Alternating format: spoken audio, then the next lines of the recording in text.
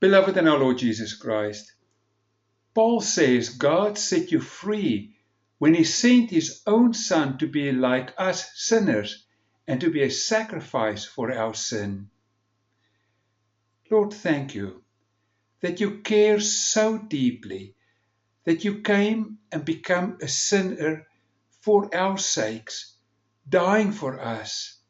You who have absolutely committed no sin whatsoever, dying for us as if you were one, taking our sins upon you, so that we can forever live in a brand new relationship with you. Thank you, Lord. Amen. Because Paul was talking to people who said over and over that we have to cling our way to God, that we have to earn our way by doing what the law demands. He says we don't need it, only the grace of Jesus Christ saves us. And so the people can obviously ask, now why do we have a law?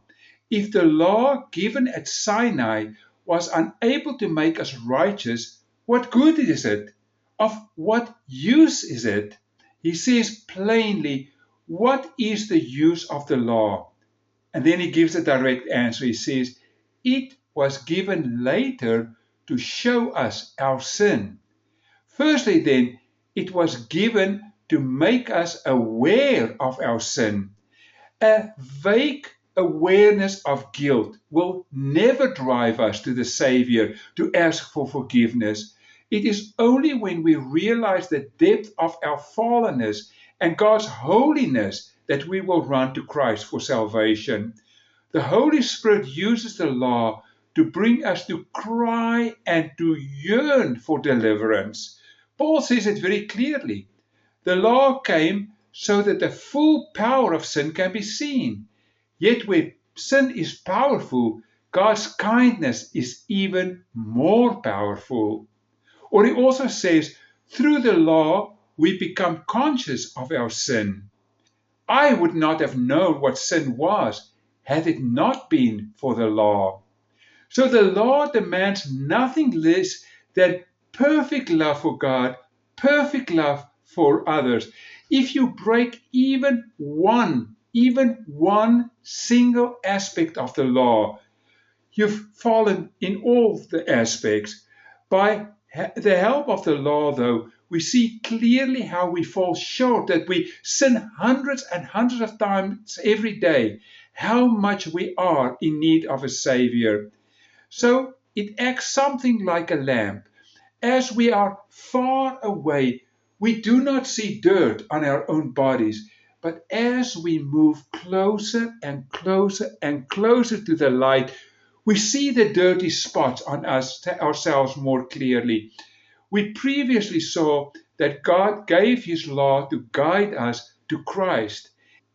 In other words, the law accomplishes exactly its purpose by showing what it cannot accomplish. It cannot save us, but it causes the sinner to say, wretched man that I am, who shall deliver me out of the body of this death? The law was given to make us aware of our sin. Therefore, do not ask the law to do what it was not proposed to do. It can never save us. Don't try to do all the things that the law requires and think you are going to grow close to God. We are so deeply fallen that it can never gain new life by doing what the law requires. Also, says Paul, the law was given later and cannot save us like God's grace can do. So Paul underscores many cannot in different ways. It says, firstly, that it was meant to last only until the coming of Abraham's descendant to whom he promised that was made. Secondly, it came directly. Angels gave the law to Moses, and then Moses gave it to the people. But God's grace through Christ came directly to us. Jesus Christ is God himself. He became a human being living with us. Obeying us in the third place does not give us new life. Why? Because the scripture declares that we are all prisoners in the grip of sin. God's grace saves us only by believing in Christ. Or as John 1 verse 17 says, the law was given through Moses. Grace and truth came through Jesus Christ. There is nothing wrong with the law. It was given to God. It fulfilled its purpose. But there is one thing which the law was unable to do, to justify sinners. For God never purposed it to do that. It brings us and our sins to light, but it cannot remove the sin. That mighty work in which God's justice, His love embrace each other was reserved to the mediator, to Jesus Christ. So the Galatians should not permit the Judaizers to exalt Moses and the law above the grace of God. Paul asks them, is there therefore a conflict between God's law and God's promise? And he answers, absolutely not. We need to understand that the law and the promise differ in their objective. The law's aim is to lead us to Christ and His gracious promise, and the promise in Christ save us. They are not in conflict with one another. But Paul warns us, if the law could give us new life, we could become acceptable to God by obeying it. But the scriptures declare that we are all prisoners in the grip of sin. The promise is given only by believing in Jesus Christ. Because of human perversity, the law is unable to deliver us from condemnation. You see, God's law is holy. God's law is good. But we sinners cannot obey it.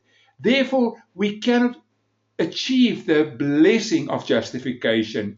Or as Romans 8 verse 2 to 3 says, the Holy Spirit gives you life that comes from Christ Jesus and will set you free from sin and death. The law of Moses cannot do this because of our selfish desires make the law weak. But God set you free when He sent His own Son to be like us sinners and to be a sacrifice for our sin. The law can never make us spiritually alive, cannot regenerate us or impart faith to us. It requires God's grace, the promise of God that came through Jesus Christ. It applies to the heart, to our hearts, by the Holy Spirit, to raise the dead to life. God makes us worthy to be servants of His new agreement that comes from the Holy Spirit and not from a written law. The Lord and the Spirit are one and the same, and the Lord's Spirit sets us free. The law makes us to see our sin, to be disgusted at our sin, to run towards the Savior for salvation. Who wants to be delivered unless we know something from which we need to be delivered? But once we see our sin, we hail the rescuer and place our trust in Him. This wonderful Redeemer does something for sinners that the law was unable to do. He sets the prisoners free, delivering us from the curse by taking it upon Himself. He gives us peace. Looking back from the vantage of faith in Jesus Christ, both Jew and Gentile have to admit that bondage to the law had served its purpose. The law prepared us for the wonderful gospel of justification. Yes, we realize we are sinners. We run to Him. We ask for forgiveness. Paul says it wonderfully as follows.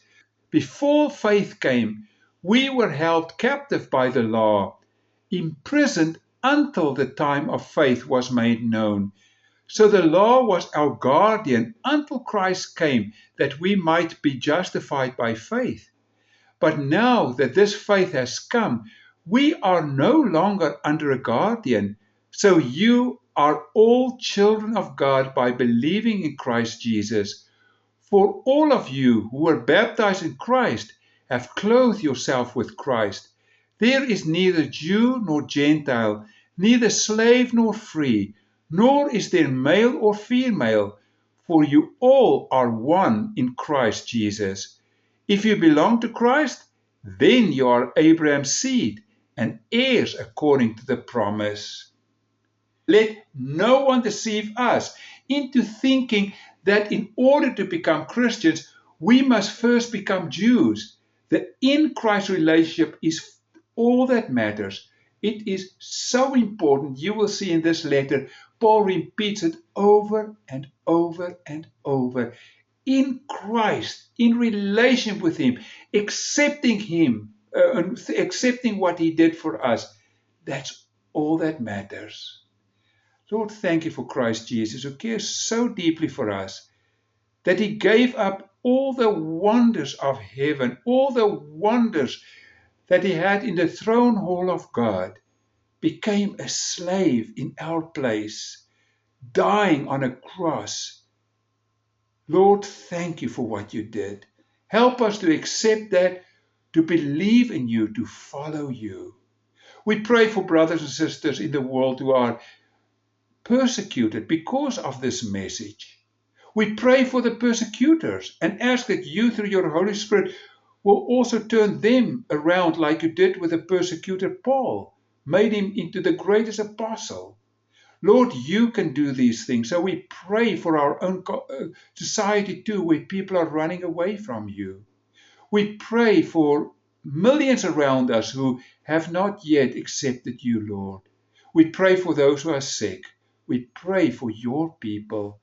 In Jesus' name, Amen. And now, friends, may God produce in you through the power of Jesus Christ every good thing that is pleasing to Him. All glory to Him forever and ever. Amen.